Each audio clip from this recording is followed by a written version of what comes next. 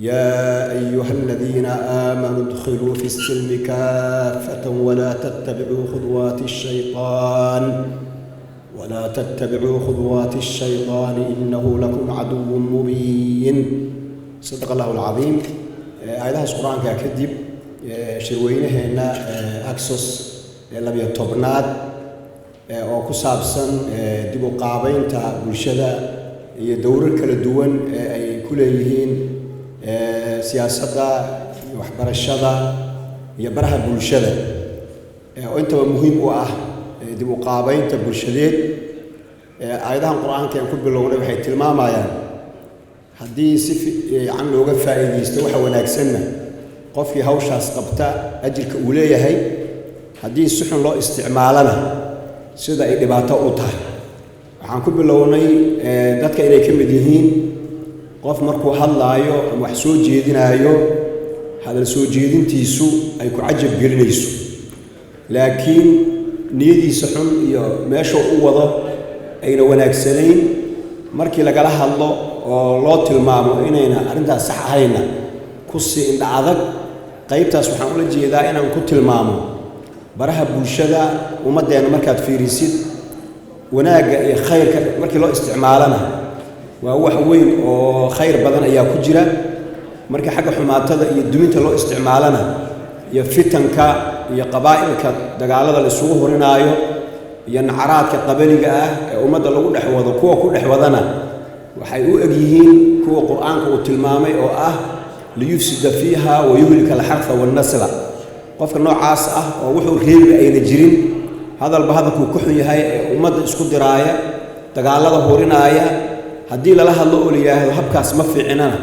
وإلهي كعب سنة كسي دراية دنبقاس إن نار لو قلايو وأنا أوتين حديث في معاذ بن جبل النبي صلى الله عليه وسلم أكو إسلام كإماديدي سصوش هاي يا وحور وحا صورنا اسكف فوق سنة وحويا كف عليك هذا عرب سيوت المامي مركز وحي مركو نبو إلى عرب إسكائلالي يا وحور معاذ رسولك إله يوم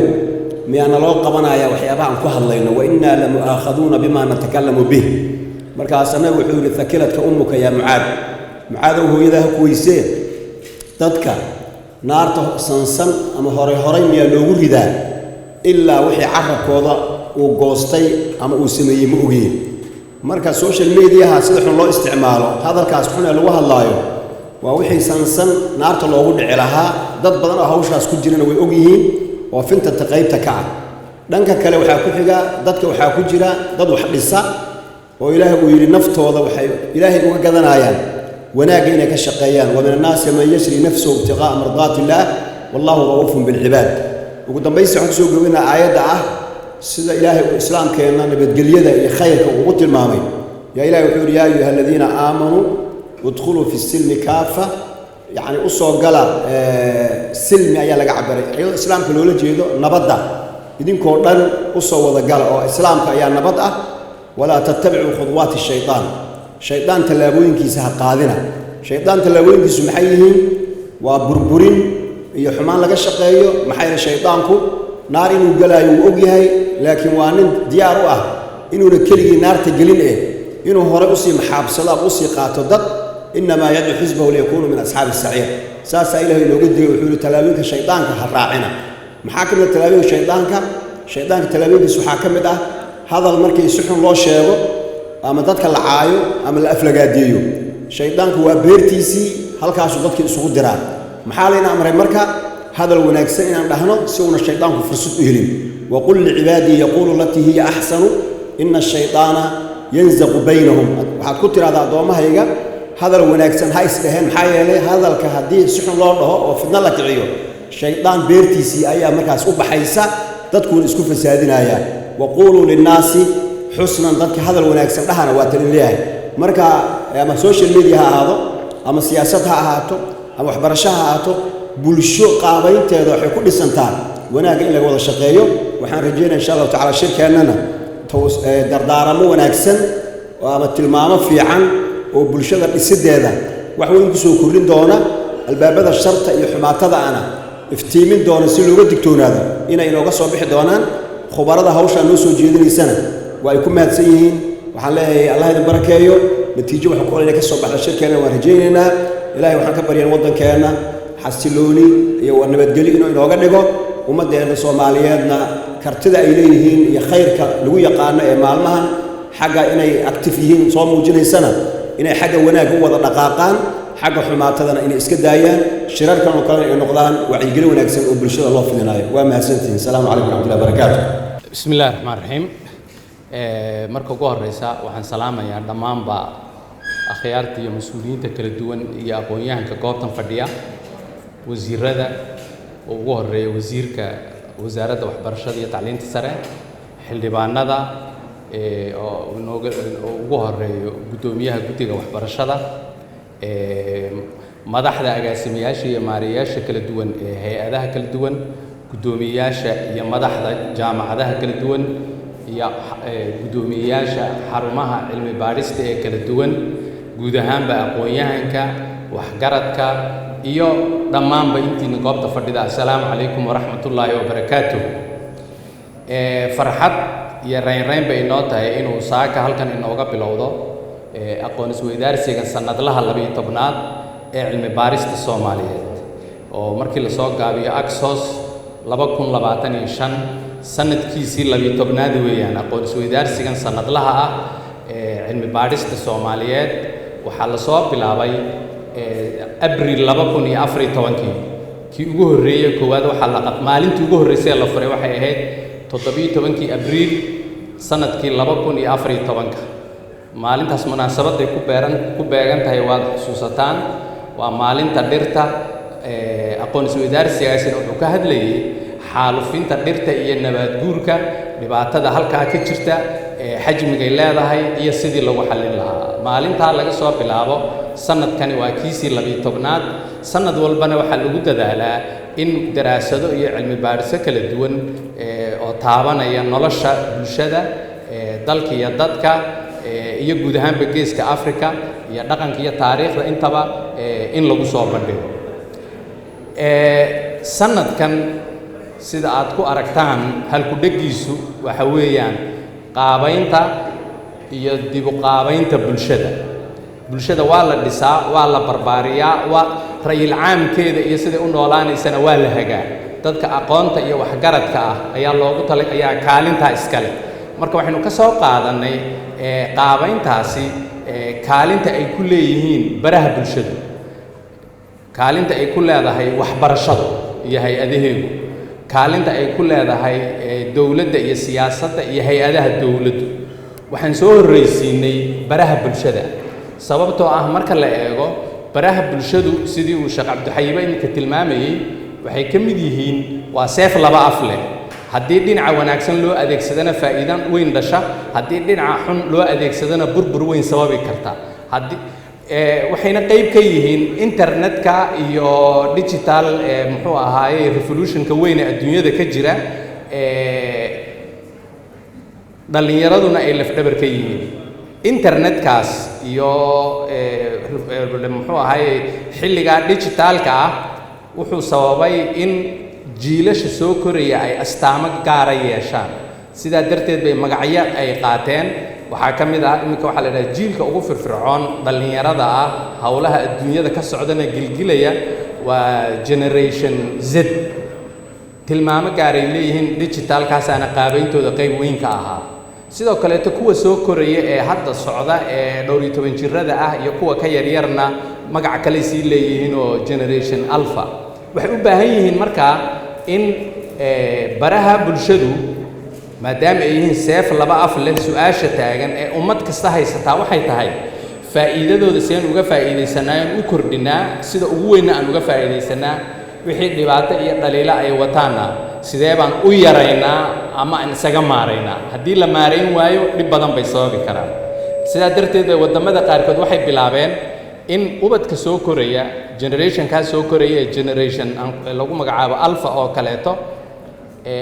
in baraha bulshada laga xakameeyo maanta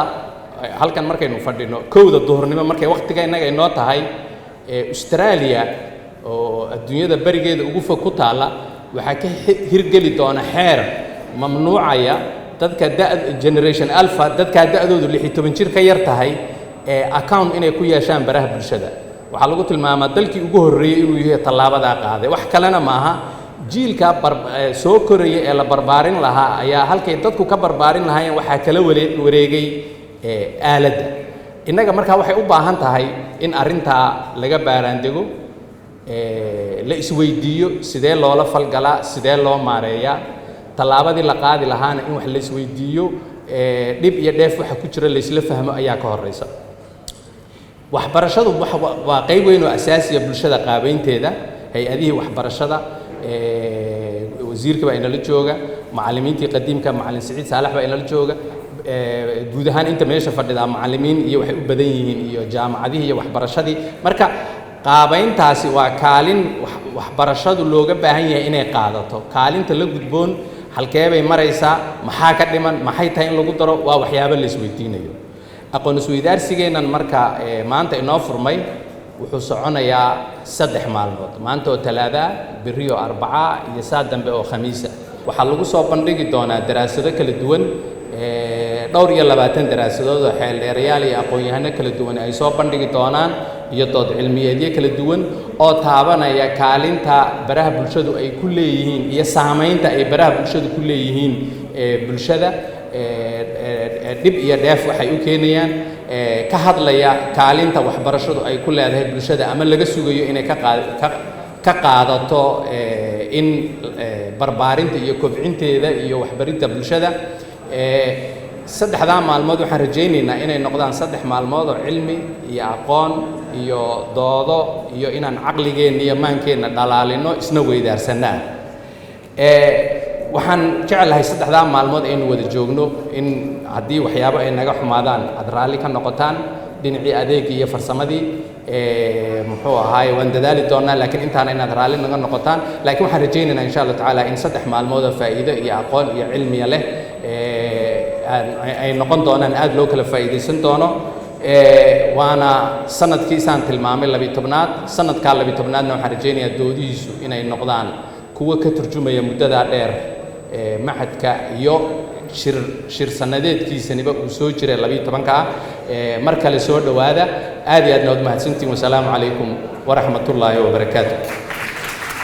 السلام عليكم ورحمة الله وبركاته waxaan ka cudur daaranayaa maanta in aan muxuu ahaa sidii liiga fili jiray iyo waxyaabo liiga fili jiray aan xoogaa ka gaabsan doono sababta oo maanta waxaan horta aad ugu faraxsana farxadda inay iga badataan ka cabsana dadkii gundhigu u ahaa maanta ubuucda u ahaa waxbarashada inay fadhiyaan hadday golo wasiir ahaayeen iyo hadday aqoon ahaayeen iyo hadday dhaqan ahaayeen maanta waxaan u jeednaa wasaaradaha dadka nooga yimaado wasiirada nala fadhiyo 2 wasiir oo ciyaalka xaafadda ah inay fadhiyaan xasan macallin iyo ninka la dhaho faarax cabdiqaadir oo ah dadka noogu dhow haddaan nahay bulshada rayidka maalin walbaba arkaysid in xaafadaha iyo goobaha waxbarashada iyo ay fadhiyaan marka taa maanta inay nagala soo qabagalaan ayadoo ay tahay kii 12aad doodii 12aad jaamacadda muqdisho waxaa la yidhi soomaalida waxay tiraa magaalo waa muul dadka joogana waa markhaati jaamacado waa badan yihiin laakiin jaamacadda muqdisho waa ogtihiin meesha wax ka soo bilowda green line iyadoo jira inay labada dhinac u kala gooyshi jireen marka waxaa waaye waxaana aragtaan marka imtixaanada la qaadayo oo short list-ka sida ugu soo baxdaan aad aragtiin examka markii la qaaday jaamacadda muqdisho ilaa iyo inta galaysid marka horta iskuma darna waa waxa u qalanteen wax lidinku faaninayo ma aha dadkii u soo rugcadaa aan meeshay fadhiyaan dhaqanka haddii la dhihi lahaa maanta Siciid Saalax joogo oo waxbarashada iftiin yaa waa ninkii loo cuskaday deelayda aad maqasheen 2008kii la yiri gaariye markuu bilaabay ina saalax markuu soo galay ina saalax waa duqay ka saxiix diiwaanko gaariyo duceedaha marka Saciid Saalax waa macallinkeenu weynaa isagana waxbarasho hadii la dhaho iyo dhaqan hadii la dhaho iyo aqoon haddana waa ku faraxsanaa inuu noo joogo aga uu yahay ninkii hogaaminaa horta saas u bartay dhalinyaradiina waxaan jeclaan lahaa in mudulka soo salaantaan oo tagtaan oo wax ka soo qaadataan intaas marka uga baxo kaftankii iyo hadalka waxaan gelayaa meeshii igaga aadaneed barnaamijkan horta baxsanna waxay tiri gugayga igu simay galadiya ayaan macnaa gugayga igu simay inaan la ka bilaabo dood cilmiyeedkan dadkii kow ahaa 2014 ilaa maanta inaan joogo horta ilaaha ku mahadleh oo gugayga i gaarsiiyey taas marka maanta waxa waaye waxaan aad ugu faraxsanahay mar kasta waxay adrees garayaan Mustafa iyo tiimkiisa oo baxtiga sameeyay mar kasta waxay adrees garayaan meesha boogta naga hayso haddaan Soomaalina meel kasta oo ka jirana ayay naga daweeyaan oo ay dood ku saleeyaan waxa hadda maanta anaga iyo adduunkaba nawaalay waxa waaye baraha bulshada maanta waxa adduunka rogay waa baraha bulshada hadday ahaan lahayd dhaqaale hadday ahaan lahayd siyaasad hadday ahaan lahayd waxbarasho sidee adduunku u rogeen marka dhinaca fiican waa ognahay dhinaca fiican haddaan ka soo qaadano waxbarashada heerkay gaarsiisay waa la ogyahay baraha bulshada waxa waa online adigoo inta joogo ayaad jaamacad Mareykan ka dhiganaysaa adigoo inta joogo waxaad meel kasta waxaad furaysaa waad ogtihiin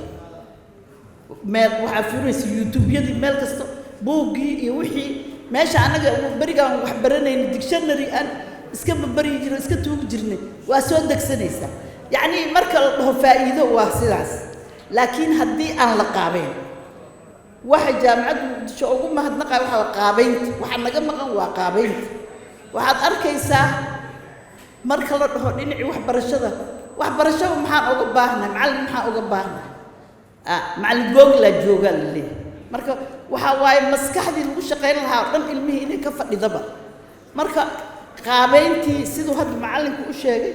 age-ka in lagu saleeyo dawladda ay xakamayso waa wax loo baahan yahay in la qaabeeyo haddaan la qaabeynin farahay ka baxay waa arkaysiin sida xunoo loo isticmaalayo been abuurka kelmad been abuur nin soo dhigaya barta waa la faafinaya laba reer baa wax yar iska dhex marayaan waxa la reehbel iyo reehbel waa la faafinaya siyaasadii waa arkaysiin markii dhinaca faa'iidada laga qaado tusaale yar waxa soo qaadanaya waqooyi galbeed barqad wuxuu ku soo baxay dhaqaale kuma soo baxay wuxuu ku soo baxay baraha bulshada ku soo baxay yaa qaabeeyay dhalinyaro qaabeys codkii ugu badna 20,000 iyo washi waxaana lagu tilmaamayaa beelaha la heebo oo soco laga tiri badan yahay marka waxa arkaysaa dhinaca fiican marka laga qaato sidee wax u tarayso dhinaca xun markii laga qaatana sidee marka waxa waaye waa ku dheeraada hadalka jaamacadda Muqdisho waa kaga mahadnaqaynaa inta kale oo baxtiga samayso oo hadda aan ka arko walaalkay ila fadhiyo baafe marka horta anaga bulshada rayidka waxa waaye waa jaga bannaan ninkii soo jabaana waa jiifsadaa ayadana shiribkaasna waa ku darsada waxa waaye qofka hadduu bulsho rayid ahaa hadduu siyaasadda beeq ugu sarreysa gaaro markuu ka soo dego bulshadiisu wax kula soo noqdaa ma aha nin iska tagaayo duurka iska gelaayo inuu duurka iska gelayno waa aragtiin asagoo wasiir soo noqday maxaa la dhahaa professor Xuseen Iimaan asagoo xildhibaan iyo wasiir soo noqday waa dhex fadhiyaan waxbarashada lagama gaboobo lagama tanaasula waxaan iskugu hambalyeynayna inaan haddaan nahay bahda waxbarashada haddii siyaasadna noo dhigana aan siyaasadda wax ka geli karno haddii noo dhigo mujtamacana aan wax ka geli karno oo wax ka noqon karno mideeda kale macallinka lacag kuma shaqeeyo u fiirsada dhakhtarka meel uu furana wuxuu rabaa fiyuu rabaa laakiin macallinka fii la'aan uu shaqeyn karaa weligiis waa salaamantiin asalaamu calaykum waraxmatullahi wabarakaatu salaanta waxaan la qabaa intii iga horreysay waxaan salaamaynaa madaxda dowladda gaar ahaan inta nagala fadhisa xukuumadda iyo golaha baarlamaanka ragga iyaga nagala jooga dowladda inteeda kala duwan aqoon-yahanka Soomaaliyeed dhammaan anoo isku kiinduubay waxaan idin leeyahay assalaamu calaykum waraxmatullaahi wabarakaatuh salaan kadib aniga maanta farxad gooni ah ayay ii tahay sababtoo ah madasha aan joognaahi madalaha kale waa ka duwan tahay oo waa madashii aqoon-yahanka waa madashii maanka lagu shiiri lahaa waa madal aan rabno inay ka soo baxdo natiijooyin wax ku ool u noqdo bulshada waxaan ku bogaadinaa macadka daraasaadka Soomaaliya teemada maanta ay doorteen oo ah inta badan daraasaad marka laga hadlo taariikhda la aadahay ayagu inay maanta bulshada dhibaato haysata ay rabaan bal in diiradda la saaro la iska waraysto gaar ahaan waxa hadda aan u naqaano social media oo runtii noqday xaqiiqo jirta guryaheena ku jirta nala joogta oo hadda inteenaan fadhisa haddii la fiiriyo waxa suurtagal ah qaar annaga naga mid hadda inay ku mashquulsan yihiin barahoodii bulshada ama Facebook ha noqdo ama wax kale ha noqdee marka arrintaas nala joogta waxay nooga baahan tahay in si gooni ah aan u daraasayno aan diiradda saarno waxna aan iska niraado maxaa yeelay haddii dhinaca xun loo adeegsado waxay noqon doontaa wax aad u dhibaateeya bulshadeena aniga waxaan ka socdaa macadka daraasaadka diblomaasiyadda maanta laba shay meesha iga khusaysa horta mid waa in aan la dardaarmo macadkan kale ee runtii aqoon-yahanada iyo cilmi baarisyada iyo waxoo dhan isugu yimaadeen oo ah Soomaaliya in la daraaseeyo wax badan ay u baahan tahay dhaqankeedii aad daraasayn u baahan waxa u baahan maxalli luqadeedii isirkeedii iyo sooyaalkeedii taariikhdeedii meel walbo aad ka fiiriso Soomaaliya waxay u baahan tahay in laga daraaseeyo oo la baaro si ay u soo baxdo sheeko xariir annaga aan leenahay oo aan loo sameeynin haddii adiga aad samaysan weyso narrative-kaada hadda waxaad ogaanaysaa narrative kala lagu sameyn doonaa waxa lagu sameyn doonaa taariikhdaada meesha ay ka timid waxa lagu sameyn doontaa dhaqankaada meesha uu ka yimid waxa lagu sameyn doonaa sida aad u fikirto ugu dambeynna waxa lagu gaarsiin doonaa qaar badan oo aragtay u malayna hadda magaalooyinkeena Soomaaliyeed marka aan rabno taariikhdooda aan ka sheekayno qaar waxa la adkaysaa wallahi magaaladan waxa lahaan jirtay Oromo magaaladan waxa laga kiciyay hebel weligeed adduunka laguma arkin ummad dhaqankeedii iyo taariikhdeedii iyo sooyaalkeedii dad kala siinaysa oo iyada marqaati ka awlin oo ay suurtagal tahay biri ninka kale haddii uu rabo inuu yiraahdo dhulkan sheegashadiisa ma u baahna asaga inuu sheegtay wuxuu ku keeni doonaa wiil Soomaaliyeed ama gabar Soomaaliyeed oo la taagan oo leh magaalo hebel qole hebel askale billahi calaykum waxaan u baahanaa marka narrative-yada noocaas oo kala ah si aan loogu sameeyo horta annaga inaan sameysano diblomaasiyadda waxaan u maleynaa inay tahay wax lagu cusub diblomaasiyaddu waa cilmi soo jireen ah hore u jiray daraasada marka la bilaabo waxa laga yaabaa in la yiraahdo Romankii iyo Greekii in la aado laakiin waxaan u baahanahay macadka inuu soo saaro diblomaasiyadda Soomaaliyeed sidii u taalay wadadkan Soomaalida ah ee jiray ee taariikhda lahaa diblomaasiyad ma lahaayeen say u taalay diblomaasiyadeedii dhaqankeena haddii dib loogu laabto waa la soo helaa gabayadeena haddii dib loogu laabto waa la soo helaa taariikhdeena haddii dib loogu laabto waa la soo helaa waxaan aad ugu qoslaa oo aragteen mahmaayooyinka Soomaalida bogtahay gobol gobol iyo magaalo magaalo waa la isticmaalaya dadka reer xamarka ee reer banaadiriga ah waxay yiraahdaan saxan saxan ku gud saana saan ku gud waa la yaqaanaa mahmaadaas المعاملة بالمثل اللي يقول هذا عربي الدبلوماسية دي كجرتها والدولة والبعض سيدا أي كورة نقلته أيال ولا نقبل هو اللي بحال فيريا الدبلوماسية دي ما يرير أو دجال شانشية ده تقارناه أد واللي بقوه سيء أو أي صورة قلتها هاي هم الحاجة اللي فريسي محل على كرسي اللي فريسي اللي عوها haddii dowladda adiga kaa soo horjeeda waxyaaba noocaas ay kuula dhaqanto adigana sidoo kale adoon waxba la dagaalin oo aan waxba la hadlin ayaad ula dhaqmaysaa horta waxaan uga baahannahay macadku in maaragtay daraasada uu qayb ku darsado diblomaasiyadda Soomaaliyeedna in maaragtay uu ku darsado maxaa la yiraahdaa xisaabta meesha labaad ee ku soo gabagabeynayo waxa waaye social media-ha dhibaato fara badan ayuu ku hayaa bulshada Soomaaliyeed tan ugu daran laakiin waxa waaye magac dilka iyo sumcad dilka dadka Soomaalida ah maxaa yeelay diblomaasiyadda qayb ka mid ah waxaa la yiraahdaa oo qaybta ugu muhiimsan ah waxa loo yaqaano ad-diblomaasiya shacbiya ninka diblomaasiga ee Soomaaliya matala ee safiirka noo ah inta uu gaaraa waa kooban tahay laakiin shacabka Soomaaliyeed waxay gaaraan shucuubta kale ee caalamka waagii hore waa la kala xirnaa aad leesuma arki jirin tusaale idin soo qaada anigu waxaan ku jiray ardayda runtii burburka wax ku baratay jaamacadda maanta martida aan u nahay oo jaamacadda Muqdisho ardaydeeda ka tirsanaa oo ku mahadsan yihiin macallimiinteedii iyo raggii meesha joogay kulli waxaan fursad u helay inaan Suudaan aado oo aan daraasaad culya dhinacaas u aado marka bajaaj xun anoo iska raacsan arday waa taqaana miskiin iska ah yaa maalin nin Suudaaniis ay qaaday ninka Suudaaniiska wuxuu hore ka fahmay inaan Soomaali ahay markaas wuxuu igu la kaftamay qawda maqashii waxna u qaban dabcan saas uma dhahaayo laakiin xogo eraj jaban oo alaabta oo say wallahi amala uu ku yiri markaas aan ku inoo Soomaali xagga ku baratay wuxuu aniga imaaraadkan ku noolaa meeshaan ka shaqaysanayay dad Soomaaliyeed la shaqaynayay waxa madax noo ahaa nin Soomaali ah oo aan aad u jecelnahay wuxuu yiri waa nooga duwanaa madaxda kale kuwa imaaraadka iyo masaarida iyo carabta kale marka xogo waa nafasiixi jiray mararka qaar markuu rabo marka ninka asaga ka sareeyo markuu soo socdo hadda carabi lagu wada hadli kare baaq uu noo sameeyo wuxuu yiri qawda maqashii waxna ha u qabanin marka baaqaas aan ku wada hadalnaa dabcan Soomaalidu markay meel tagaan corruption-kooda iska badan laakiin meesha iga qosaysa waxa waaye ninku inuu u fiicnaa dadkii uu markaa madaxda u ahaa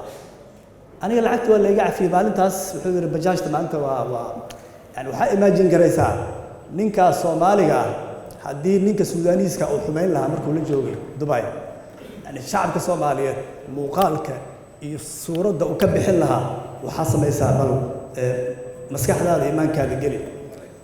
annaga maanta marka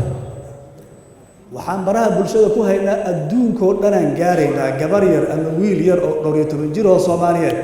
ya adduunka la hadli kara waliba luqadahoodii aan qaadnaa maaha English kaliya Swedish aan ku hadlaynaa Norwegian aan ku hadlaynaa Chinese aan ku hadlaynaa markaasaan wasaqdi iyo qurunkii iyo wixii inta aan ku haynay baaluucada meeshaan aan ku haynaan afaf caalami ah inta ku sheegno yaan banaanka hal mar qofka adduunka jooga markuu na barana marka waxaad ogaataan wiilashaas iyo gabdhahaas dadka na baray hadday si fiican noo baraanna Soomaalidu waxay noqonayaan dad sharaf leh hadday wax maxaa la yiraahdaa gudbiyaan Soomaalidu waxay noqonayaan dad aan sharaf lahayn hadalkayga intaas aan ku soo gabagabeynaa aad iyo aad u mahadsantihiin wassalaamu calaykum waraxmatullaahi wabarakaatuh bismillaahi raxmaani raxiim waa islaam dhamaantiin wasiirka wasaaradda cadaaladda iyo dastuurka wasiirka wasaaradda waxbarashada hay'adaha iyo tacliinta sare gudoomiyaha akademiyada goboleedka afka Soomaaliga gudoomiyaha jaamacadda Muqdisho odayaasha iyo madaxda iyo asaasayaasha jaamacadda Muqdisho waxgaradka iyo aqoonyahanka dhammaan ka soo qayb galay madashan waa islaamiin assalaamu calaykum waraxmatullaahi wabarakaatuh salaan kadib waxaa sharaf weyn ah runtii inaan ka soo qayb galo cilmi baaristan sanadkii weynihii 12aad ee cilmi baarista macadka daraasaadka Soomaaliyeed ee jaamacadda Muqdisho kulankan oo runtii sanadkan mowduuca oo doortay mowduuc ku haboon marxaladda dalka uu marayo iyo waqtiga maanta aan joogno duruufaha dalkeena ka tarjumaya baahiyaha loo baahan yahay in wax iska yiraahdo bulshadeena waxaa hadda ku socda isbedelo waaweyn oo kala duwan oo dhaqaale siyaasadeed iyo bulsho intaba ah mowduucyada waaweyn oo saameynta ku lehna waxaa ka mid ah xiriirada ay bulshadu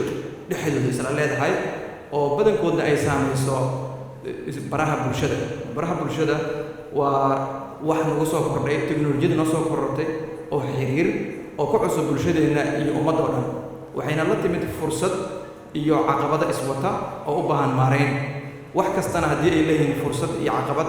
waxa ay ku kala duwan yihiin oo bulsho walba uga faa'iidaysanaysaa siday u maarayso iyo siday u wajahdo iyo inta ay ka og tahay iyo inta ay ka taqaano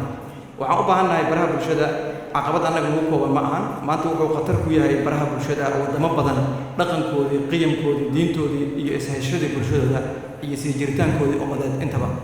wadamadii sida fiican u maamulana waxay ka faa'iideen inay bulshada isku xiraan xiriir kooban iyo aqoon iyo macluumaad iyo tool fudud oo bulshada ay ku wada xiriirto wacyigelinta iyo fariimaha dowladda shacabka iyo midda siyaasadda loo gaarsiiyo baraha bulshada khasaaro keliya ma ahan oo meel yaalla waxay muhiim u yihiin ganacsiga hadday tahay dhinaca xayeysiinta iyo gaarista macaamiisha haddii ay tahay dhinaca waxbarashada kala faa'iidaysiga aqoonta waxaan u malaynayaa ma jiro ganacsi ka furan maanta magaalada muqdisho oon baraha bulshada ku jirin oo fariin aan ka gudbin ama macaamiisha aan kala xiriirin dhinaca waxbarashada sidoo kaleeto jaamacadaha ayaguna sidoo kale waxbarasho iyo aqoona ka socda waxaa jira masaajido badan oo online ah oo live looga daawado khudbadaha jimcada iyo kitaabada ay akhriyaan oo dhan masaajidka Abu Hurayra leh ilaa masaajidka Rawda oo ku yaala boosaaso iyo midka ku yaala qansax dheere cashiradooda iyo muxaadaraadkooda waxaa ka fiirsan kartaa live ka fiirsan kartaa dhinaca kale dhaqan xumadii iyo hadalladii nacaybka ah been abuurkii iyo wixii qaabdaradan oo geeskeeda socota marka waxaa loo baahan yahay qofka in la siiyo awoodsiin aqooneed oo uu qofku ku kala doorto sidii uu xog saxa u keeni lahaa iskaga filter gareeyaa midda qaldan iyo midda saxan dhinaca dawladda iyo gaar ahaan wasaaradda isgaarsiinta iyo tiknoolajiyadda iyo hay'adda oo aan ka socdo runtii waxaan ka qabanay shaqooyin aad u badan aan ka qabanay in internetka la baahiyo shuruuc xakameeya oo nidaamiyana loo habeeyo oo ay ka mid tahay xeerarka hadda golaha shacabka yaala oo xeerka cyberka iyo dembiyada cyberka iyo xeerka qaab Soomaali laftirkiisa oo hadda yaala baarlamaanka oo dhammaantood saameyn ku yeelan doona xakameynta caqabadaha ka yimaada baraha bulshada kuma filno shuruuc iyo xakameyn kaliya kuma filno maamulka baraha bulshada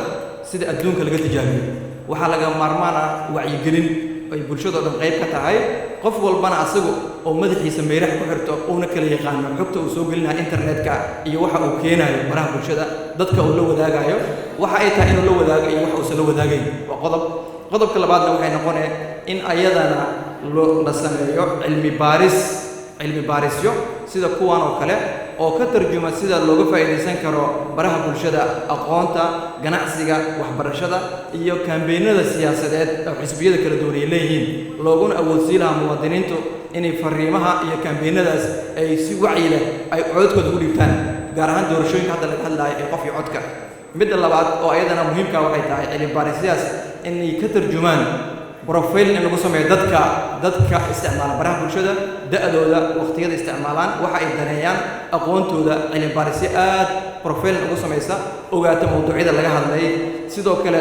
ka warqabta diasporada ama qurba joogta sida ay ayagu naftirkooda fariimo u soo gaarsiiyaan shacabka ama sida loo gaarsiin lahaa fariin wanaagsan oo ku dhiirigelisa inay dalka ku soo noqdaan maal gashtaan ayna wax ku bartaan ilmahooda keenaan dalxiisna u yimaadaan dalkii intaasba waxa lagu gaari karaa waxay tahay haddii xakameyntii iyo shuruucdii laga soo baxay wacyigelin cilmi baaristaas qodob kaleeto ayadana muhiimka ah isla waxa waaye in la helo in jaamacaduhu ay u jiheeyaan ardadooda inay gudbiyaan fariimo wacyigeliya shacabka tusaale haddii ardada kuliyadda saxaafadda jaamacadda muqdisho ay qaadaan campaign wacyigelin ah oo lagu wacyigelinayo qayb ka mid ah isticmaalayaasha baraha bulshada campaign-ka sida loo dhisan karay qofkii maamul lahaa fariimaha waxa la gelaa groupkooda habeeyaan waxaan isleeyahay waxay samayn karaan isbeddel badan in dhalinyarada iyo mutadawiciinta la abaabulo ayaga naftirkoodana wacyigelin ka sameeyaan isticmaalka habboon ee baraha bulshada wadaagista farsamada dadka qaarkood waxaa arkay inay aaminsan yihiin qofka wuxuu kuula doodaa mawduuc been abuur oo ka arka internetka markaa weydiisana wuxuu ku leeyahay internetka la soo dhigay ma fahamsano in internetka ay ku jirto wax been abuur ah iyo wax sax ah waa macluumaad ugu yar oo ay tahay dadka qaarkood in la baro u baahan yihiin dadka qaarkoodna waxay u baahan yihiin in la baro sida loo kala aqoonsado warka been abuurka warka saxda ah qofku waa inuu bartaa sida loo kala aqoodo wararka ka yimid hay'adaha dawladda iyo kuwa ku yimid shacabka hay'adaha dawladda calaamadaha u saaran iyo noocyada ay yihiin qaabkii warka u qoran iyo sida u soo dhigaan iyo meelaha laga heli karo iyo hay'adaha been abuurka sida ay yihiin dawladda sidoo kale wacyigelinta waxaa wada wasaaradda faafinta oo ayada naftirkeeda ka jawaabto wararka been abuurka iyo waxyaabahaas oo dhan marka waxa u muhiimsan oo maantana meeshan u nimid oo bogaadinayna runtii waxa waaye cilmi baarista oo asal u ah in la fahmo bulshadan ku nool baraha bulshada noocyadooda iyo qaabkooda iyo waxyaabay danaynayaan iyo fariimaha ku habaan sida loo abaabulo aadaa u mahadsantihiin soo dhawaada بسم الله الرحمن الرحيم وبه نستعين على أمور الدنيا والدين والسلام عليكم ورحمة الله وبركاته مدشا انت فديا غولياشا سياساديد اي سوغو جيرا غولياشا حكومدا ama غولياشا baarlamaanada iyo shacabka golayaasha aqoonta ee jaamacadaha golayaasha inteed garatada iyo indheer garatada golayaasha cilmi baadhista ku wada howlan dhammaan idinkoo wada golaysan waxaan xurmadiina idinku salaamayaa hab maamuuska ay cid waliba ku meelaysan tahay oo ku suntan tahay anigu maanta ma filayn in badanaa mikrofoonkan la iiga yeedho subaxan joogtada ah laga yaabee waa ku faraxsanahay inaan markii ugu horreysay nasiib u yeeshay jaamacadda muqdisho golaan macahadkan ka dhex dhisan oo inkastoo munaasabadu igu cusub tahay waxa ay qoraan ama soo saaraan aan marar badan la socday oo heli jiray saakana aan u goob joogo hadda cidina inay dadkii iga horreeyey casharkoodii bay bixiyeen laakiin halka uma eeka inaynu bogaadino oo salaano ururkan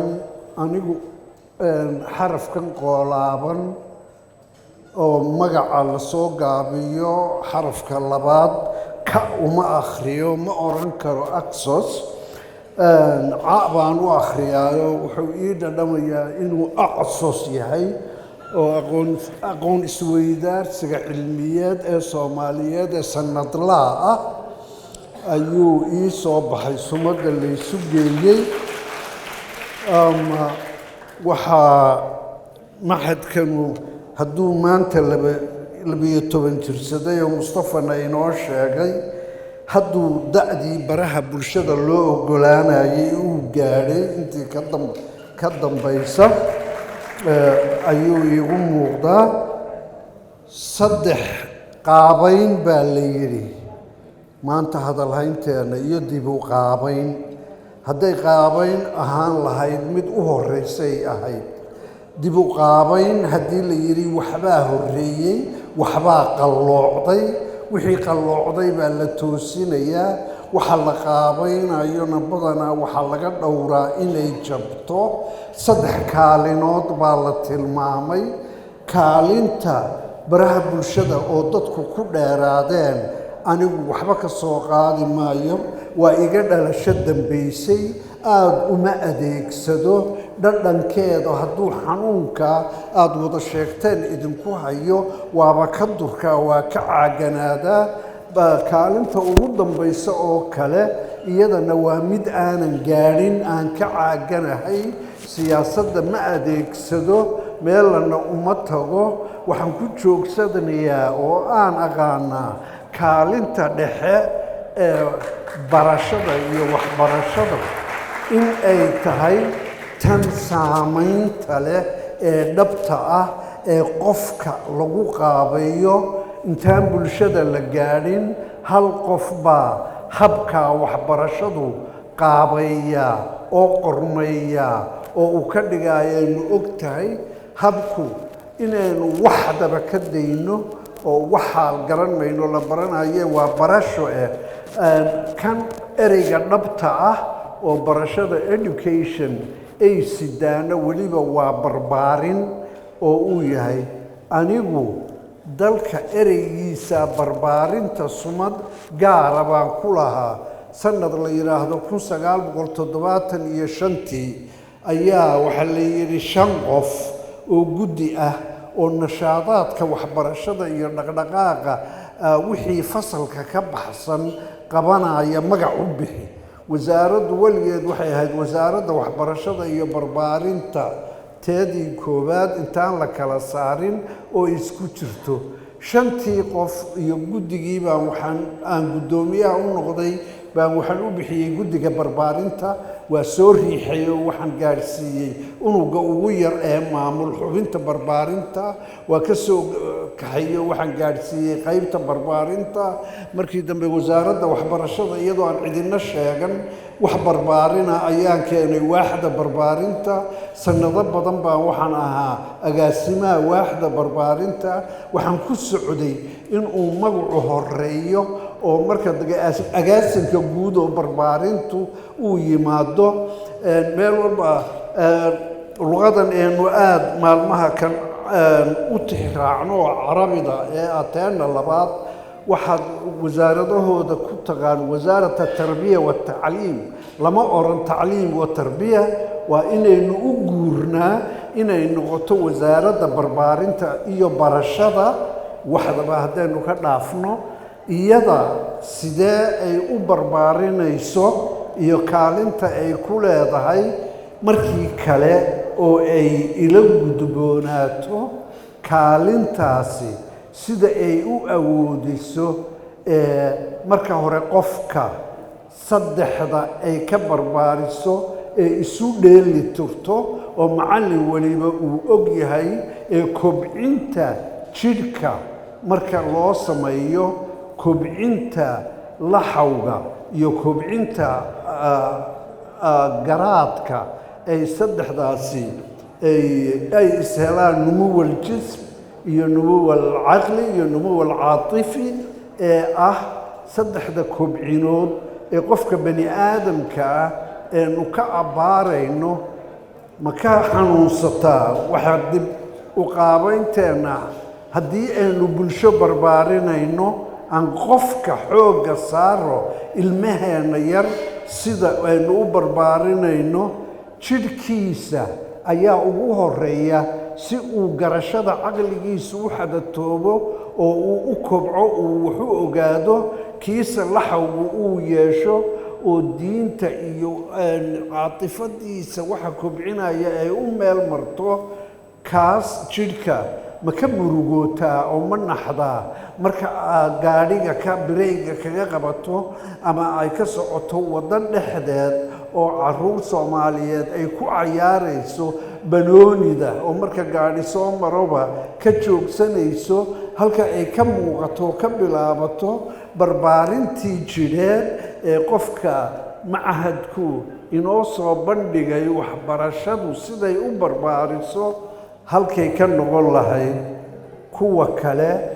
dib baan u dhigtay marka casharada la galo wassalaamu calaykum waraxma wabarakaatu subax wanaagsan maalin wanaagsan waxaan u mahad celinaynaa marka hore ilaahay subxaanahu wa tacaala kulankan cilmi baarista iyo aqoon isweydaarsigaas kuu keenay saaka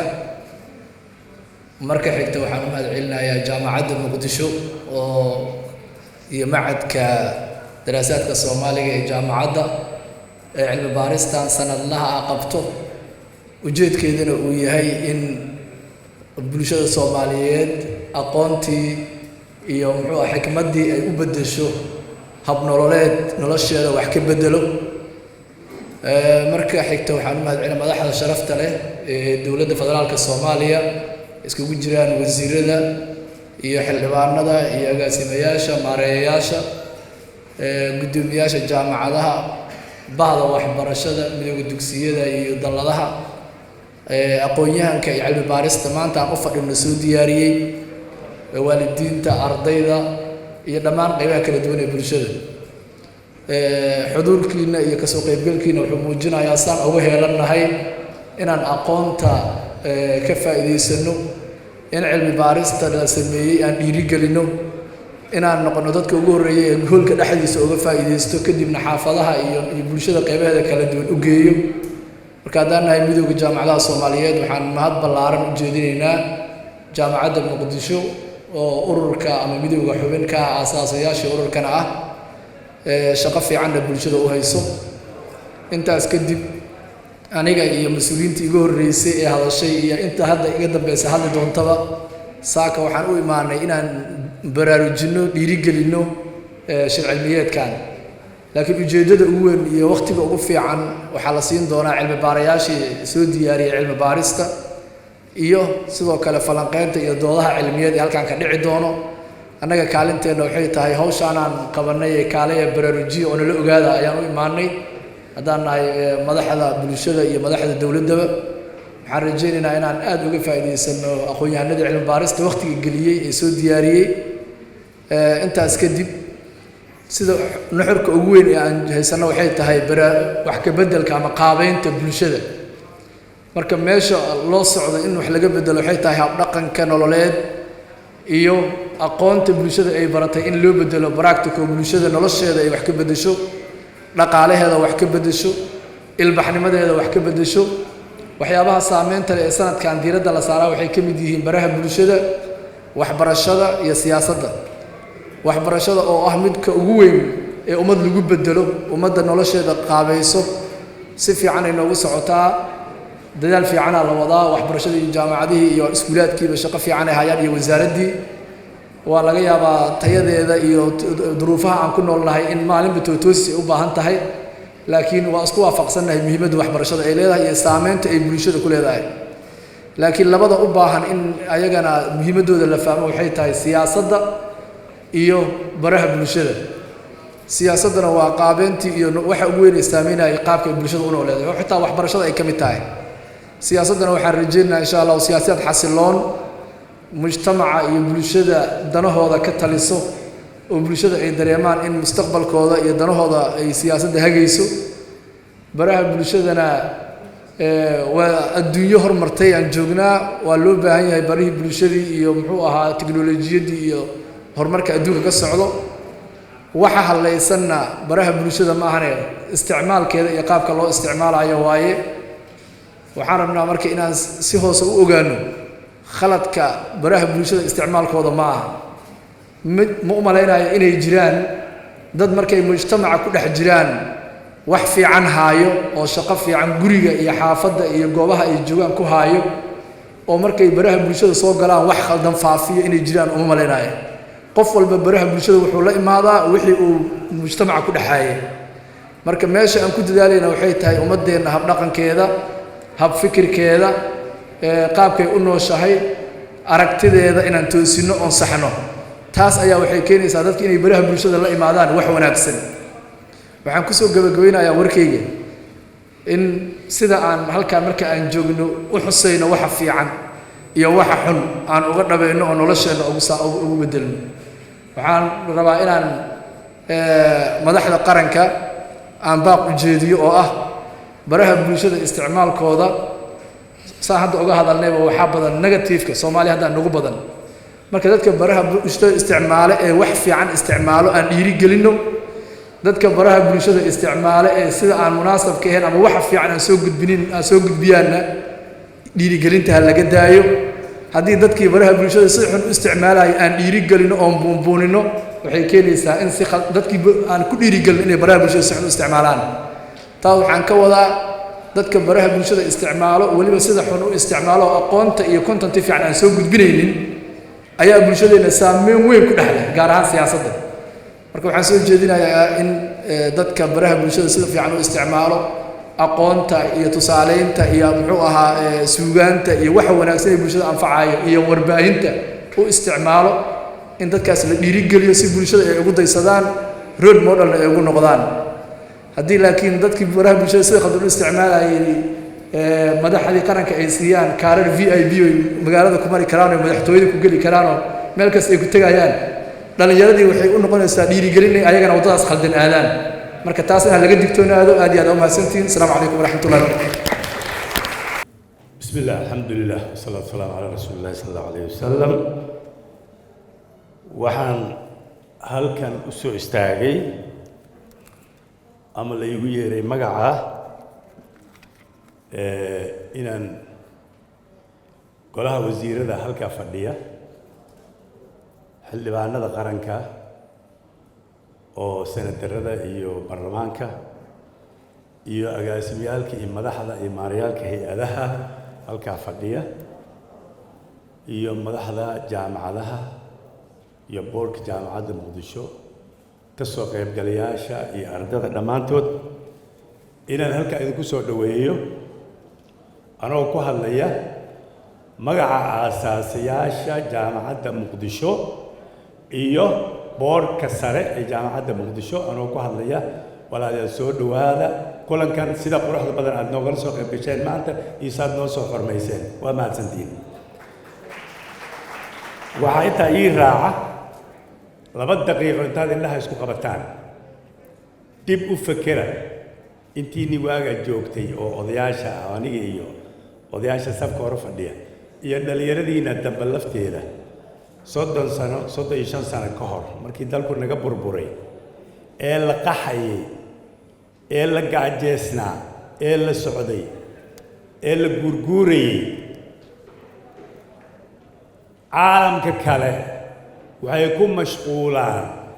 in la qaxo iyo meel amni ah inay raadsadaan iyo wax la cuno inay raadiyaan caalamka kale dowladahooda markay dhacaan oo dalalku burburaan maxaase la rabaa inaan xusuusiyo qodobka maxaan soo qaaday oo dib u xusuusta aan idin idhi Soomaalida sida caalamkuba qiray arrimaha resilience-ka ama adkaysiga waa ummadda keliya caalamka daraasadaha la sameeyey iyagoo qaxaya oo gaajaysan oo guurguuraya haddana iskuulla dhisaya iyagoo qaxqaxaya oo guuraya masaajidadii dhisaya iyagoo qaxqaxaya oo guuraya jaamacadihii dhisaya iyagoo qaxqaxaya oo guuraya isbitaaladii dhisaya iyagoo qaxqaxaya oo guuraya anteenooyinka dhisaya oo internetka iyo telefoonadii adduunyada waxaan hore loo maqlin rakibaya Soomaali kaliya ka jirta isu sacbiya isdhiirigeliya adduunyada waxaad dheertihiin quality aan ummadaha kale lahayn ummadaha kale markay qaxaan qaxa kaliya email ay amaanay raadiyaan iyo waxay cunaan bay raadiyaan Soomaalida iyagoo qaxaya iyo intaas oo shaqo qabtaan waa waxa dadka caalamka aad dheertihiin oo la isugu bogaadin karo waxa halka ku dhex jira marka on qodobka u soo xusay jaamacadda muqdisho iyo iskuulada maanta dhisan waxay ka mid yihiin wixii marka aan qaxqaxaynay 35 sano ka hor 32 sano ka hor 35 sano ka hor iskuuladii aan dhisnay ardadii ka baxday ee jaamacaddii ummadda Soomaaliyeed ka duntay in dadka qaar u fikri kareen markaas dadkeenan qaxaya ardadeenan ilmaheenan jaamacad mu sameyn karna jaamacadda ummadda way duntay odayaashii halganka aan soo wada galnay in yarba maanta halkan ka fadhida ilaahay baa mahad leh arintii juhdigaas loo galay oo maantaas loo fikiray yaan maanta halkan u fadhinaa miraheedii odayaashaas aan anugu ka mid ahay oo magacooda aan ku hadlaya halganka ay soo galeen waxaa ku dayday ee kaga dayday ka shidaal qaatay 100 iyo xoog ka jaamacadood ee maanta qaranka Soomaaliyeed ka dhisan ayaa daba galay ee ku dayday khudba xasana oo ay noqotay looga shidaal qaato maanta jaamacadaha iyo inta macaahid ee dhisan marka waxaan soo jeedin lahaa oo warkayga rabaa inaan ku soo koobo qodobka aan u dan leeyahay waa kan in dadka beebarada soo saaray ee macadkan Axos ee research ka sameeyay oo ay socoto hadda muxuu ahaaye badhigii 12 maanta aan u fadhino dad isxilqaamo waxaan rabnaa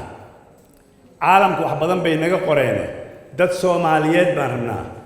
next time soo tan soo xigta ee 13 dad beebar ka soo diyaariya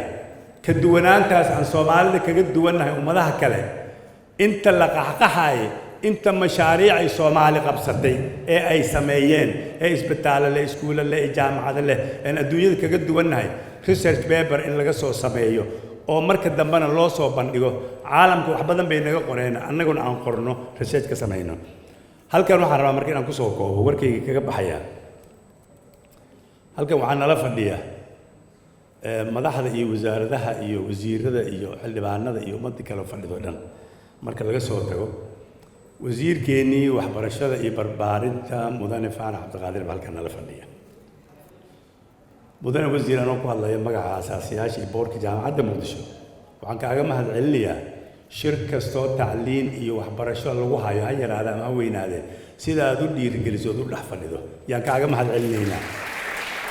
oo aad kaga duwan tahay wasiirada kale waana arrinta aan kaa filaynay haddii aad ka maqnaan lahaydna karbaashkan kula daba taagnaan lahayd laakiin wixii wanaagsanna ilaa ammaanaan u samaysannahay marka arrintaa iyada ah waxaan ku wakiilanaynaa beebarrada halkaa laga soo jeedin doono cilmi baaristaa la sameeyey mid walba problem solving ama problem la jira oo la xallin baa la soo daraaseeyey beebarradu inay warqado ku yaallaan oo shalfiga la geliyo keliya wax ma tarto boorka jaamacadda muqdisho waxaan kaa codsanaynaa iyo researcherska halkan fadhiyaba cilmi baaristaa la sameeyey ee mushkiladaha soomaaliyeed laga sameeyey laga soo baaray problem walba meesha beebarka uu ku taliyey in la xalliyo xallinteedii hay-adda ugu muhiimsan ee u horjooga oo u hormudan iyadoo shacabkuna ay kaalintooda leeyihiin hoggaanka waxaa inay xalliyaan laga rabo ee loo igmaday ee mushaharka ku qaata een u wakiilanay waa xubnaha dowladda iyo golaha baarlamaanka iyo golayaasha kala duwan ee golaha wasiirada ay ka mid yihiin waxaan kaa rabnaa marka waan kaa codsanaynaa annagoo ku taageeraynaa beebarradaas mid walba sektarka ay khusayso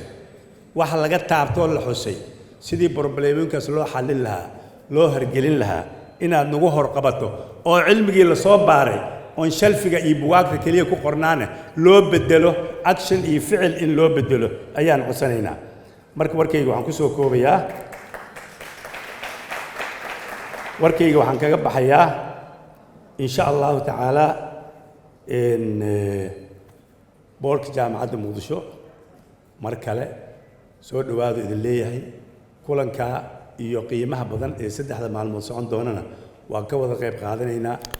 kulankiisana nabad allah nagu gaarsiiyo miraha halkaan ka soo bixi doonana wasiirka waxaan ka rajeynaa inuu fursad noo siiyo inaan inta kula soo ururino mid walba sektarka uu qaabilsan yahay xallinteeda aan idinku garab qabanno waa mahadsantihiin asalaamu calaykum waraxmatullahi wabarakaatu بسم الله والحمد لله والصلاة والسلام على أشرف المرسلين سيدنا محمد وعلى آله وصحبه وسلم وزيرك وحبرشة هداية تعليم السرع مدن فارح الشيخ عبد القادر حبناها كلا يقولها وزير هذا يجوجا تيجوجان xubnaha labada gole ee baarlamaanka federaalka Soomaaliya gudoomiyaha golaha sare ee jaamacadda Muqdisho iyo xubnaha kale ku xigeenadiisa iyo dhamaantood gudoomiyaalka jaamacadaha maareeyaalka macaahidda diblomaasiga iyo hay'adda maareynta social media hadda halka laga sheegay iyo internetka dhammaan sheekheena weyn ee af Soomaaliga waxa uu isdiha ku hadlin kolkaad isaga aan dhageysanay inaad iska deyso aad is leedahay dhammaan aqoon-yahanka fadhiya maamulka jaamacadda Muqdisho qaybaha kala gedisan marti sharafka dhammaantiin waxaan idinku salaamayaa salaanta islaamka assalaamu calaykum waraxmatullaahi wabarakaatuh mudana yaali marwooyin madaxda sharafta leh waxaa sharaf weyn ii ah dhammaanteen haddaan nahay reer jaamacadda Muqdisho noo ah inaad nagala soo qayb gashaan shirweynaha aqoon isweydaarsiga cilmi baarista Soomaaliyeed kaas oo la qabanayo sanadkii 12aad iyadoo ay tahay ujeedaduna ay tahay mar walba xaaladda joogta in la falanqeeyo iyadoo ay socdaan isbeddello waaweyn oo runtii dalkeenna ka jiro dhinaca wanaagga ah mustaqbalkana aynu rabno si xoog leh inaan ugu tooghayno sidii horey loo sheegay sanadkan mawduuca waxaa la doortay dib u qaabaynta bulshada Soomaaliyeed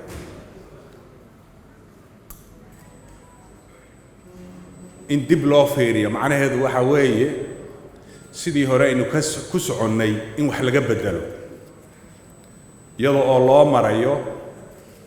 dhinaca waxbarashada, warbaahinta iyo social media guud ahaan, iyo siyaasadaba meelaha ugu muhiimsan ee la soo qaatay. dabcan qaabaynta dhinac walba way tahay, laakiin hadda saddexdaa qodob ayaa la sheegay. laakiin dhinac walba qaabaynta waan uga baahannahay bulshada in la qaabeeyo.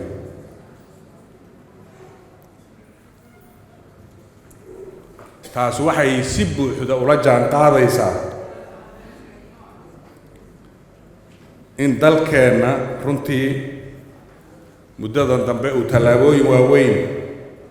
oo isbeddela uu qaaday. aynu rabno tallaabooyinka waaweyn ee la qaadayo inay sidii hore wax iska beddelaan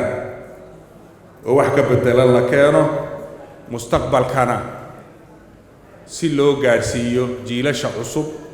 iyo dhallinyarada iyo ummadda Soomaaliyeed mustaqbal ifaya ay u gaadhaan. jaamacadda Muqdisho waa hay-ad aqooneed waxay taargeed ka dhigatay sida aqoontaba lagu yaqaan hay-adaha aqoonta cilmi baadhis inay soo saarto aqoonyaha Soomaaliyeed kuwaas oo wax ka bedeli kara dalkan iyo dadkiisa dariiqa wanaagsanna u horseedi kara, guul weynna gaadhsiin kara. maadaama uu waqtigu yar yahay,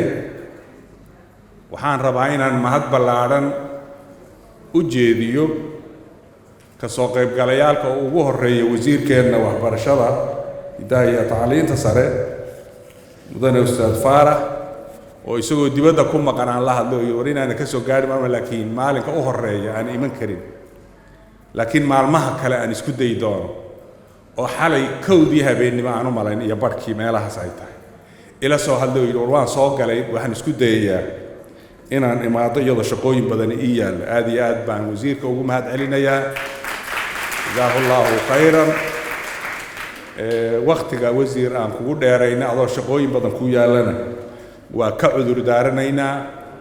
intiina kalena mahadda ayaan idiin celin ka soo qaybgalayaalka, qof walba in dhibta ag taalla, shaqooyin badan baa idiin wada yaallay. aad iyo aad baa waxaan idiin leenahay jazaakum allahu khayran, ilaahay fii miisaani xasanaatikum ha ka dhigo. waxaa kaloon mahaddaas raacinayaa culimmada cilmi baadhista inoo samaysa ee sanad walba inoo samaysa, cidna lacag ku siinin, waqtigooda iyo maskaxdooda sanad walba inoogu bixiya inay soo baadhaan daraasooyin qiimo badan oo hadda 12 mu'tamaree la qabtay, mid walba kitaabkiisii wuu samaysan yahay, isagoo qoran buu yaallaa, wuxuu ku jiraa maaragtay weebabku ku jiraa, isaga oo maaragtay maxaan ku idhaahdaa physicalna waa idin hor yaallaa, kuwii horena waa yaallaan. iyagana aad iyo aad baan ugu mahad celinayaa, waxayna mudan yihiin inaan aad iyo aad u dhiirigelino, maadaama aynaan hadda lacag siinaynin, inaan u ducayno ilaahay inuu cimrigooda iyo caqligooda iyo cilmigoodaba u barakeeyo ayaan iyagana uga mahad celinayaa. ugu dambayntii waxaan u mahad celinayaa madaxda maxadka daraasaadka Soomaaliyeed ee ugu horeeyo agaasimaha maxadka Ustaad Mustafa, oo runtii dadaal weyn muujiyay 12 sano. waa commitment weyn oo Soomaalida inta badan lagu aqoonin, oo ku dadaalay shirkaas inuuna baaqanin sanadna 12 sano. runtii waxay mudan yihiin ammaan iyo bogaadin ayay mudan yihiin. iyagana ilaahay waxaan ka rajaynayaa uga baryayaa ilaahay fi miisaani xasanaatihim ilaahay inuu ka dhigo. aad iyo aad baad dhammaantiin u mahadsantihiin. waxaan rajaynayaa insha allahu inay shirkan maalinka uu dhammaado uu ka soo bixi doono warmurtiyeed fiican, iyadoo kutubtana lagu daabici doono insha allahu tacaala, dalka iyo dadkeennuba anfac iyo wanaag u horseeda. mar labaad iyo mar saddexaad dhammaantiin waan idiin mahad celinayaa. aad iyo aad baad u mahadsantihiin. sabirkaa faraha badan eed noo samirteen waad ku mahadsantihiin. asalaamu calaykum waraxmat ullaahi wabarakaatu. السلام عليكم ورحمة الله وبركاته. صباح وناكسن مالي نمو وناكسن آدي وزيرك صاحبك يا iyo asxaabtayda kaleeto madalaan jeclahay inaan joogo jecliya waa maqasheen amalayna dabcan kulankan annagana waxay noo ahayd liqaa aad iyo aad u bogaadina bahda daraasaadka iyo cilmi baarista iyo macadkan runtii waa macad aan majeersanayo waa macadaan jeclaan lahaa inaan dhex joogo dadkiisuna ehel ay yihiin oo aan dareemayo inuu comfort zone qof walba leeyahay comfort zone-kaygii meeshii aan dareemayana waaye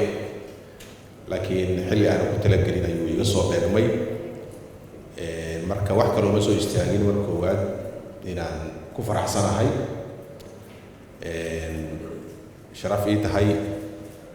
inaan qayb ka ahaado kasoo qayb galo kelimad kuma soo talagelin kelina ilada wadaago dareenkayga inaan ku faraxsanahay kala soo qayb galo shaqadayda maanta tii ugu horreysay inay noqoto indhaan ku kala furo taas waa raba inaan idinla wadaago waxaan rabaa inaan bogaadiyo macadka daraasaadka iyo cilmi baarista Soomaalida inaan bogaadiyo jaamacadda Muqdisho oo waalid ahna inaan bogaadiyo bahda runtii waxbarashada Soomaaliya dhammaanteed oo duruufaha ay ku soo shaqaysay iyo runtii aan isleeyahay majaalaadka aan guulaha ka sheegan karno haddaan Soomaali nahay inay ka mid tahay markii la fiiriyo burburkii nagu dhacay despite of all this haddana inaan yacni bulsho waxbaratay soo saarno oo runtii aad u xiisaynaysa waxaan ka dareemaa jiilka iyo dhallinyarada aqoon-yahanka ee la soo saaray dhammaan jaamacadaha xilliyada adag ku soo shaqeeyey maaragtay meelaha laga yiraahdo waaye Soomaalidu resilience-geeda laga sheego meelaha ugu xooggan waaye marka macadka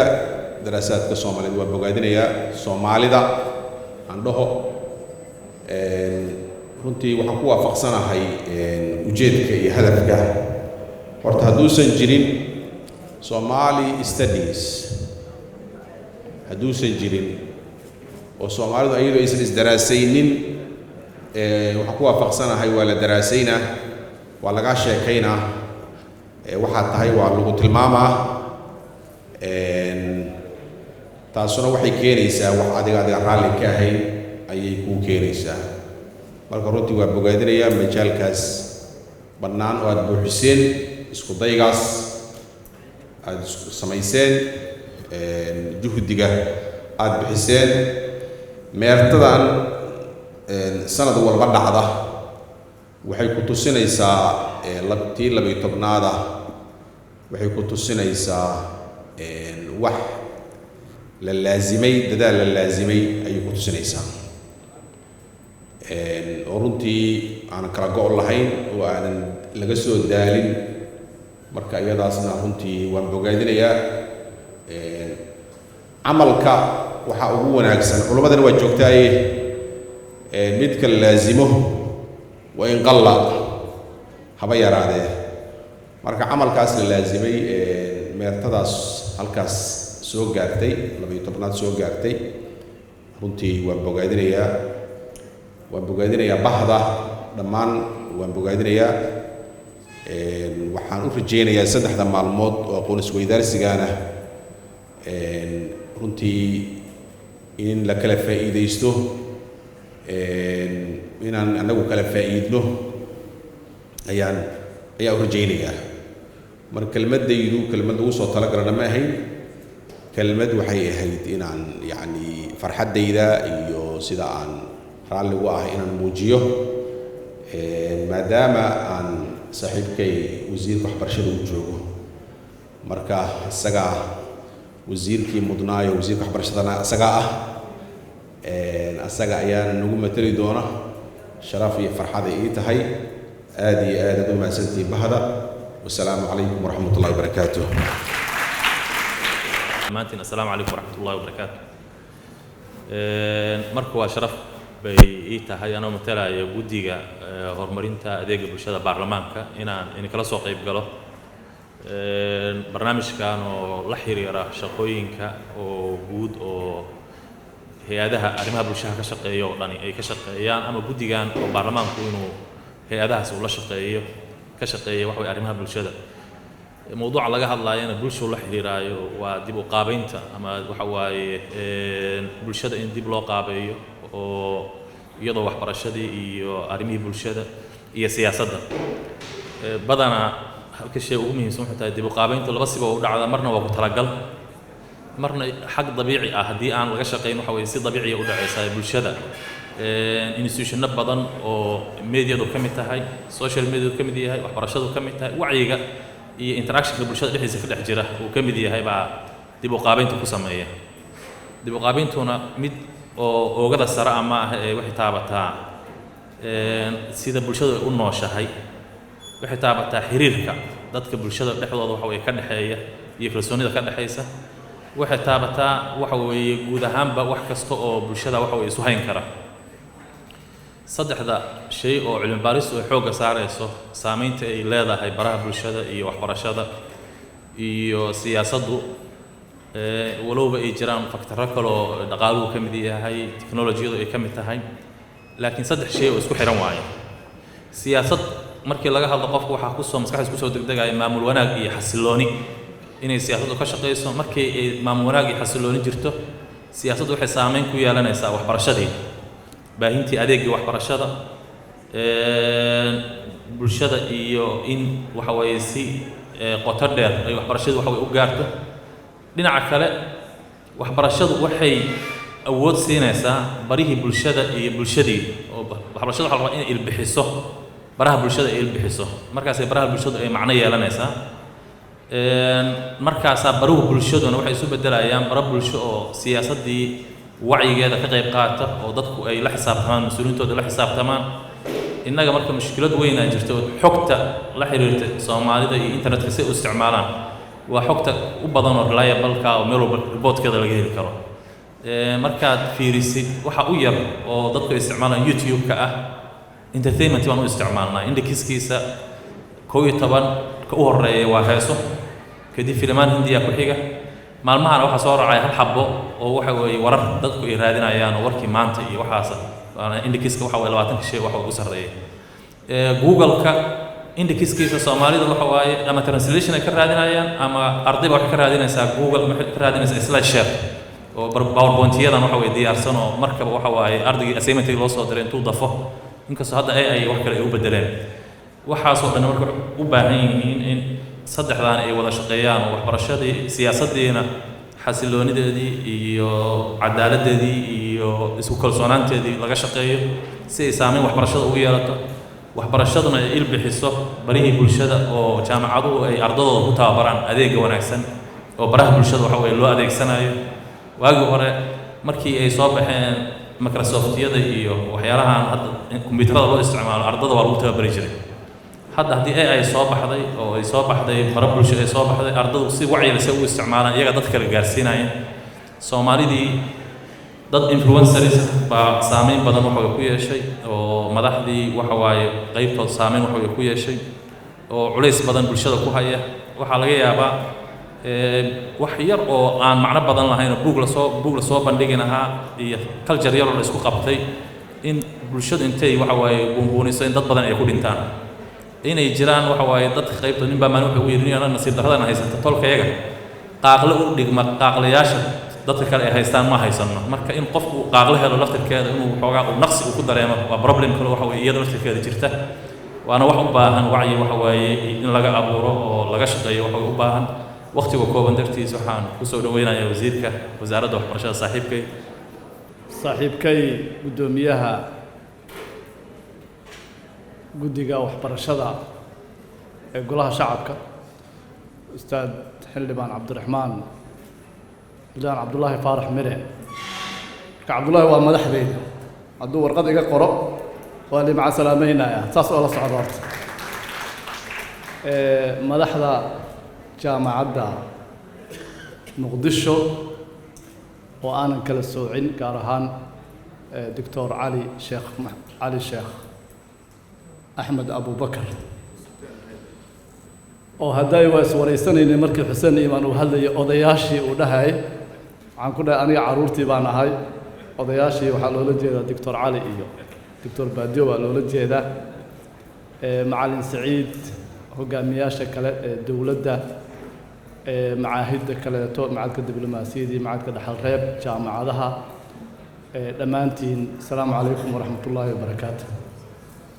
farxad weyn bay ii tahay runtii inaan saakay aan ka soo qayb galo furitaankan anigoo runtii aad iyo aad u jeclaa inaan wax badan aan ka dhagaysto warbixinaha iyo cilmi baarista halkan laga soo jeedinayo maadaama qayb weyn oo ka mid ah ay khusayso ama shaqada hadda aan hayo ama waxaan aaminsanahay bulshadeennu inay baahi aad iyo aad u weyn u qabto marka aad iyo aad ayaan u bogaadinayaa marka hore macadka sidoo kaleeta aad ayaan u bogaadinayaa jaamacadda muqdisho iyo indheergaradkeeda xilkasnimada weyn iyo mowduuca sanadkan la qaatay oo ahmiyaddiisa leh bulshaa la qaabaynaya haddii la yidhaahdo waxa ugu weyn ee ay tahay in la isweydiiyo waxaa weeye maxay bulshadaas horta wada leedahay oo lagu qaabaynaya annagu marka waxaa runtii naga lumay wax aad iyo aad u weyn ayaa naga lumay oo aynu gacanteenna ku burburinay waxaas la-aantoodna bulshada lama qaabayn karo weliba casrigan hadda lagu jiro waa arrinta ku saabsan dowladnimada ama stateka weyn stateka haddii la waayo dadku hayb kale yeelanayo haybta ugu muhiimsan ee hadda aan leenahay marka taa laga soo tagana waa haybta qabiilka qabiilkana bulsho ma dhisayo haddii kale haybo kaloo ka sii yaryar oo manaafic iyo masaalix iyo waxaas iyo kusii xidhiira oo aad u kooban ayay noqonaysaa kuwaasna ma ilaalin karaan jiritaanka bulshadaas ma ilaalin karaan marka kow in doodeennu ay marka hore noqoto qaranka soomaaliyeed muxuu ku dhismayaa sideen u yeelanaynaa qaran aan wada leenahay oo inoo dhisan kaas ayaa marka waxyaabaha kale ay ka sii dhalanayaan ama aqoonta ha noqoto ama nidaamka siyaasadeed ha noqdo ama see sharciyada iyo waxaa la yidhaha sarraynta sharciga uu u hirgelayaa iyo meesha ay ha noqdeen marka doodda runtii xoogga badan ee aan jeclahay in cilmi baaristuna ay taabato waxaa weeye waa maxay aasaaska ay ku dhismi karto qarannimadeenna ay ku dhismi karto xukuumadda ma aha xukuumaddan waa dhalanaysaa waa isbeddelaysaa waana la kala tegayaa waaba sidii hadda duniya ay ka sheekaynayeen qaarkeen baa berita halkan soo fadhiisanayay meesha loo malaynayo qaarkoodna meel kale ay tegayaan waana hadda la isi soo gaarayo waxaa laga yaabaa meesha hadda aniga aan taaganahay muddo yar kadib kuwa safka gadaal ooga jiro inay soo istaagaan laakiin haddii aynan qarankii dhisin qarannimadii aynan dhisin aynan u arkin jiritaankeenni inuu taas ku jiro runtii qaabayn bulshada laguma samayn karayo way soo dhammaatay waagii halka qofa iska wanaagsan intuu yimaado dadka uu wax u sheego siduu rabay uu u qaabeeyo dadkuna iska raacaan runtii way soo dhammaatay ama nidaamka adduunyada uu u dhaqmaa yeelay ama waxaa yeelay horumarka weyn ee la gaaray iyo siduu macluumaadku uu u furan yahay marka laba shay ayaan jeclahay meeshaa marka inaan ka tilmaamo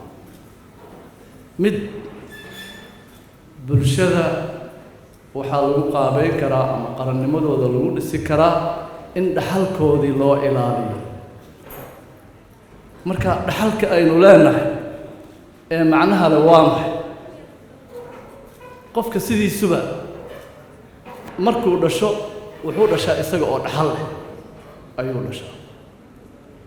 waxaa laga yaabaa inuu waalidkiis ka dhaxlo inuu hanti dhaxlo qof yaroo markaa dhashay laga yaabo oon la shaqaysan inuu hanti badan uu dhaxlo laakiin dhaxalka ummadee ee qofka uu helayo ee la siinayo waa maxay su-aasha ugu weyn in la isweydiiye ay tahay ma qabiilka ah waxa aan dadka dhaxashiinayno oo aan barayno sida hadda maalmo dhoweyd aan arkaynay oo reer hebel baan nahay reer hebel baan galay reer hebel baan saa yeeli jirnay meesha markaasaynu dhaxashiinaynaa maxaynu dhaxashiinaynaa ma afka ma dhaqanka ma diinta ma dhulka inaynu horta taa aynu ka heshiino oo waxyaabo aanan doonayn in dhaxalka lagu soo daro inay jirto waxaan rajaynayaa in shirweynaha iyo culimmaduna inay isweydiiyaan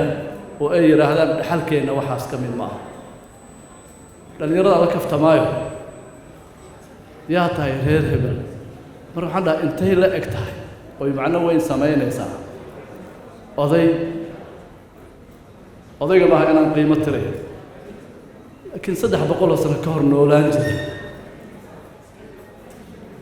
yacni annaga iska dhaafa adduunyada dhan ee horumartay 300 sano ka hor qofkii noolaan jiray siduu ku noolaasoo lama garanayo dadkeenna 300 sano ka hor ninkii dhulkeenna ku noolay horta siduu u noolay dhar noocay uu qabay guri noocay uu deganaa hanti noocay buu haystay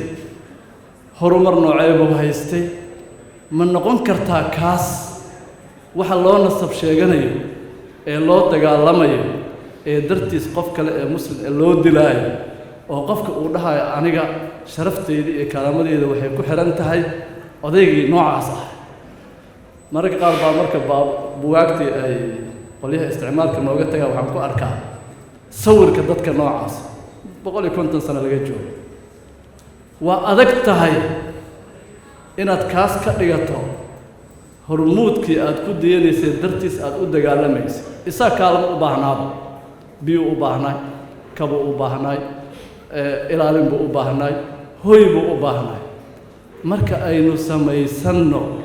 dhaxalka kiisa wanaagsan aynu raadino marka mid waa dhaxalka midda labaad oon macallinka ku raacsanahay waa gardaadinta waa barbaarinta taas marka waa midda loo kasbo dadka waa midda loo sameeyo waa midda guriga uu qabanayo waa midda dariska uu qabanayo waa midda waxbarashada ay keenayso waa midda masaajidka uu keenayo waa midda baraha bulshada iyo miidiyaha ay keenayaan waa barbaarintaas barbaarintaana marka inaynu ka fikirno waa maxay midda ugu wanaagsan ee bulshadan u yeeli karta qaab macno la u yeeli karto runtii ma jecli inaan hadalka aan sii dheereeyo laakiin waxaan isweydiiyaa dadkeenni waa qaxeen markay qaxaan waxay u tegayaan ummado dhaxal kale iska leh oo dhaxal 200 sano 300 sano 500 sano dhowr boqol sano jiray ah waxaa la leeyahay si aad nooga mid noqoto ood dhaxalkan wax uga hesho waa inaad aqbashaa qiyamka anaga aan ku taagannahay waa inaad aqbashaa markaa bay farxayaan waxaa iga raali ahaadeen qolyaha baasaboorka la soo qaatay waxay dhahaan baasaboorka waa lii oggolaaday kii yaraa baan helayo kii weynaaya ii dhiman kii weynaana ma heshay kii oo macnaheedu maxaa weeye waxaa la leeyahay war waxaan si adiga lagu aqbalo oo lagu siiyo dhaxalkan si aad wax ugu yeelato waa inaad jidkaan soo martaa hadduu jidka maro waxaa la dhahayaa qofkani munaasab buu ku yahay dhaxalka inuu wax ka qaato dhaxalkaasna waa midka keenay in dad Soomaaliyeed ee bulshadoodii wax ka noqon waayay intay bulsho kale u tagaan oo ay dhaxalkeeda wax ka qaataan in la yiraahdo dhaxalkii Thomas Jefferson wax ku leedahay dhaxalkii saasaad ku leedahay marka kaasa wax ku noqonaysa oo uu ka wax ku noqdo laakiin dadkeeni markuu u soo laabto waxay dhahayaan dhaxalkaaga aad anaga nagu leedahay waa reer hebel ma aha waxa aad aaminsan tahay ma aha kartidaada ma aha aqoontaada alle dabcan waxaan garab socdo marka ay dadku meeshaa tagaan barbaarin kale ay la kulmayaan marka oo taabanayso qiyamkooda taabanayso luqad kale ay la kulmayaan dhaqan kale ay la kulmayaan wax kale ay la kulmayaan dooda hadda mararka qaar socoto ee mararka qaar aflagaadada iyo wax xun ay ku jiraan waxa ay ka dhigan tahay waa dooda aan rabno halkan inaan ka furno oo ah dhaxalkeennii iyo barbaarinteennii dadkeenna ay lahaayeen say u haysan karaan hadday inta joogaan iyo haddii ay meel kale jiraan dhaxalka markaan xusuusto waxaan u mahad celinayaa saaxiibkay cabdi baafo oo dhaxalkii inuu reebo isku dayay kiisa wanaagsan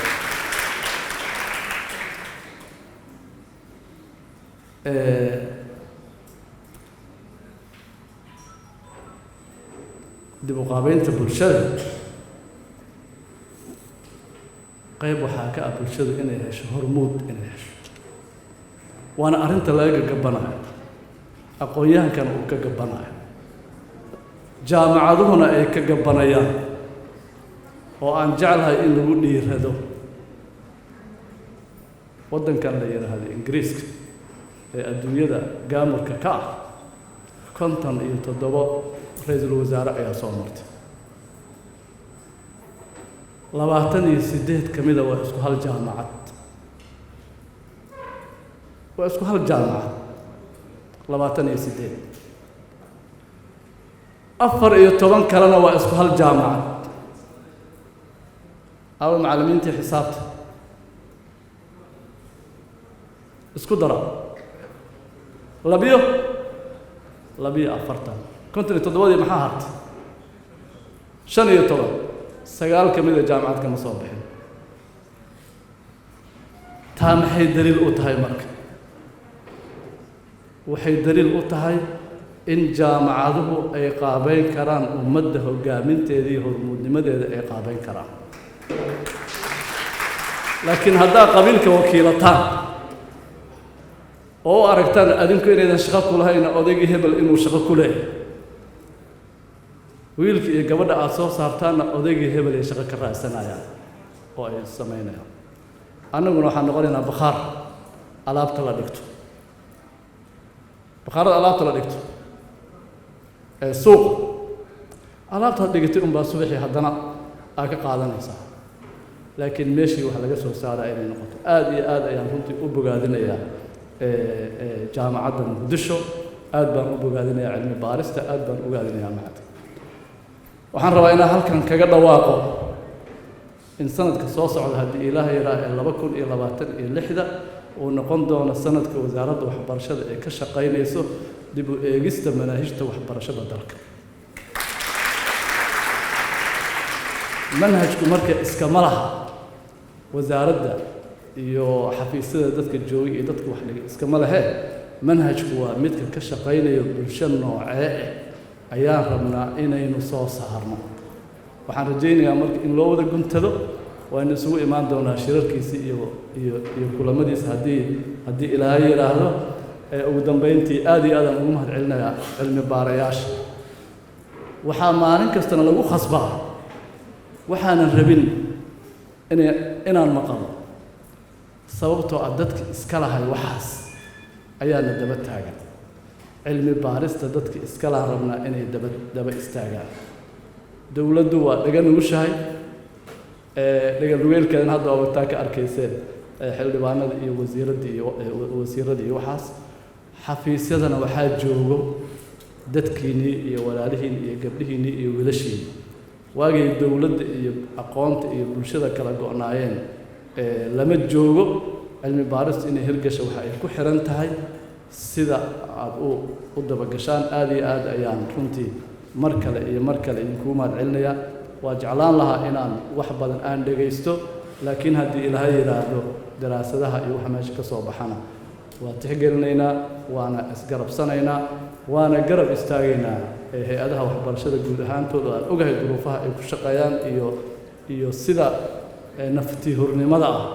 ee looga soo shaqeeyey bilowgeediina waa ogaa meesha ay joogaanna waa meel wanaagsan meel kasii fiicanna waan gaarsiin doonaa aad iyo aad ayaad u mahadsan tihiin shirkuna waa inoo furan yahay maalin wanaagsan waxaan rajaynayaa daladada